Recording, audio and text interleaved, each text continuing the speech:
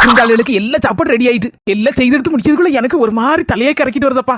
வயிறு வர கபகபன்னு பசிக்க. இப்ப என்ன செய்ய? விருந்தாள்கள்லாம் வந்து சாப்பிட்டுட்டு போன பிறகு நம்ம சாப்பிட முடியும். இது எங்க அம்மா வீடா இருந்தா டப்புன்னு முதல்ல ஆளா சாப்பிட்டுலாம். நம்ம மாமியார் வீட்டுல இதெல்லாம் நடக்குமா? இதெல்லாம் நம்ம எதிர்பார்க்கவும் கூடாது.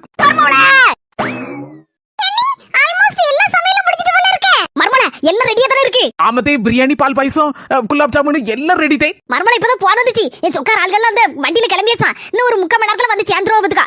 வந்தோடனே நல்லபடியா கவனிச்சு எடுத்து அனுப்பணும். என்ன இது கவலைப்படாதீங்க, ஒரு குறை இல்லாம கவனிச்சு அனுப்பிடலாம். மர்மல ஒரு 12 மணிக்கான வந்தவொன்னா சாப்பிட்டு எடுத்து முடிக்கிறதுக்கு ஒரு 2-3 மணிக்கான ஆயிரும்ல. ஆமதே ஆயிரும்.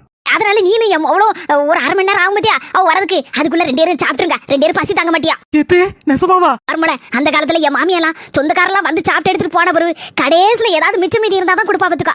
அப்படி என்ன கஷ்டப்படுத்திருக்கா.